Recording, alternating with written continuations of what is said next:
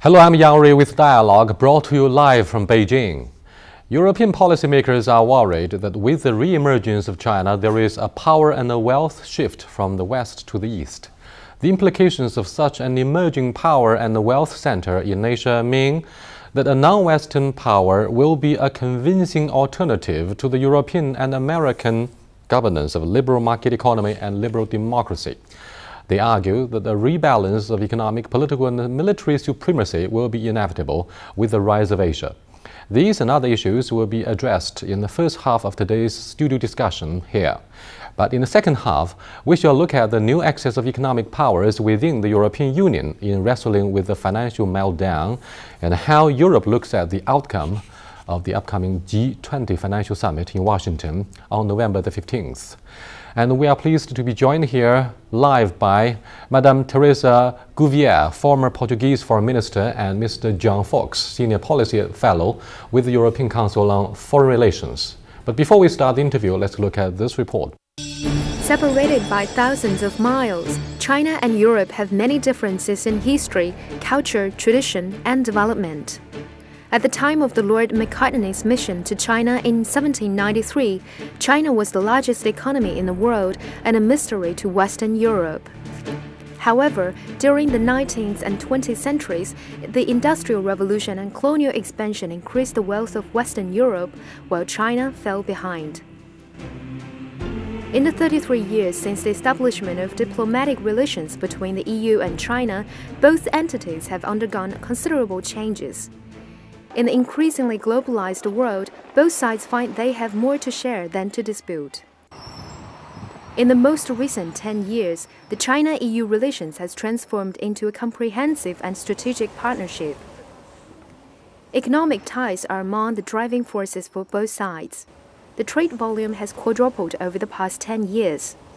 Now the EU is China's biggest trade partner and China is EU's second biggest trade partner. But differences still exist between China and the EU. Disagreements on values, the trade deficit, and EU access to China markets exist. Also, IPRs and human rights are debated between China and the EU. It is important for the EU and China to strengthen governmental dialogue and have closer exchanges between its peoples. They must seek out common values despite cultural or ideological differences and establish mutual understanding. There is much to do by both sides. Welcome back.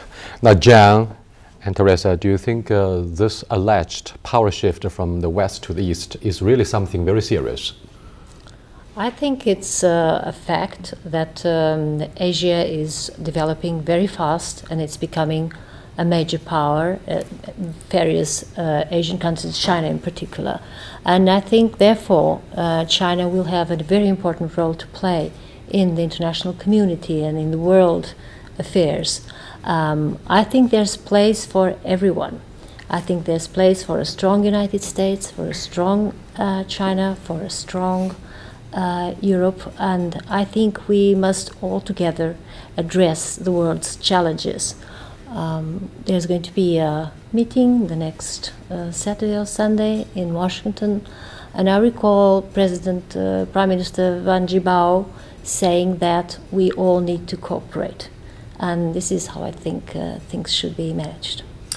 John, is Teresa saying in her understatement that Europeans have basically accepted the rhetoric and the new definition about the role of China as a major responsible stakeholder in the future?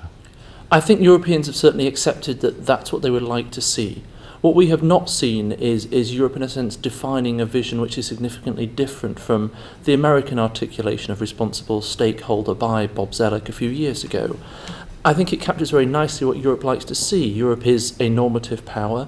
It's a power that likes to work through multilateral organisations, and yes, it does want China to be a stakeholder in those organisations and to bring the weight that we know it has and that I see here regularly to help solving many of the world's problems, and to do that in a way where, as the responsible part, is very much about China taking that responsibility and really helping to solve many of these global problems. But here is a fundamental contradiction when you look at the nature of China's role as a major power, as a major responsible stakeholder, as Robert Zoellick has put it wisely.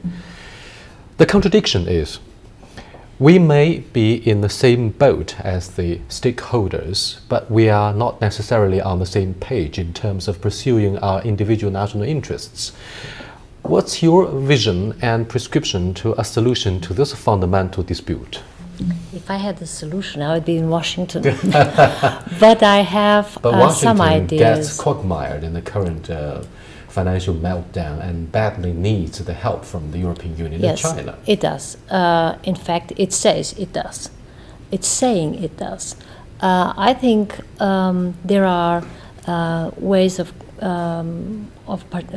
place for China also to be an important part of solving these problems in many ways.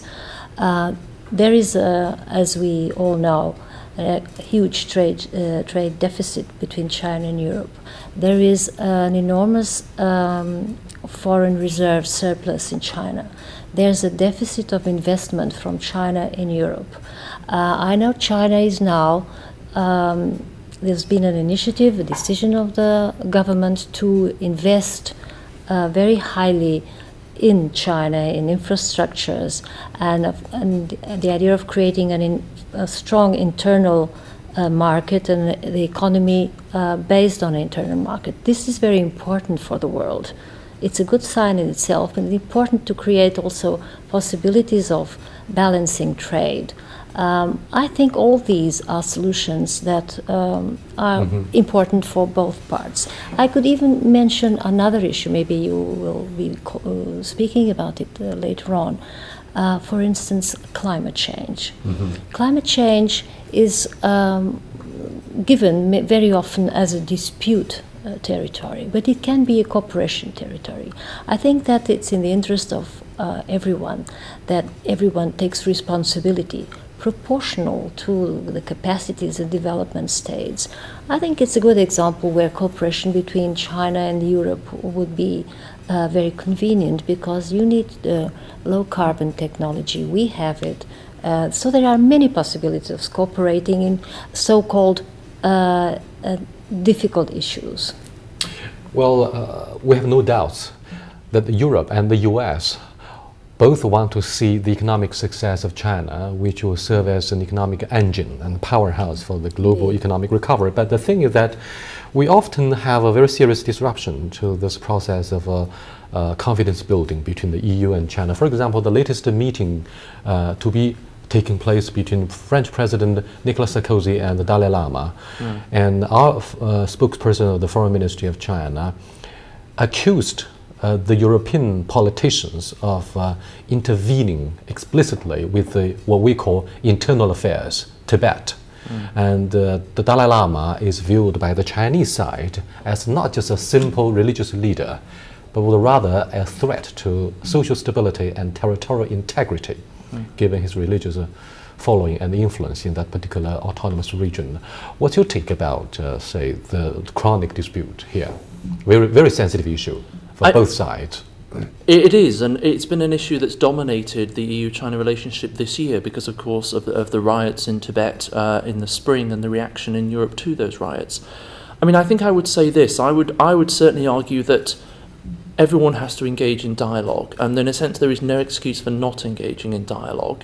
And therefore I would always be prepared to defend Europe and European leaders' rights to engage in dialogue with whomever they choose, and that should certainly include figures that are controversial globally. But I would argue as well that, of course, it's more important, in fact, that Chinese leaders engage in dialogue. And I know that there is a dialogue that takes place at a sort of a more junior level between representatives of the Chinese government and the Dalai Lama's government in exile, but I would like to see that dialogue raised to the highest level possible, because ultimately I think we all want the same thing, which is a peaceful solution to this.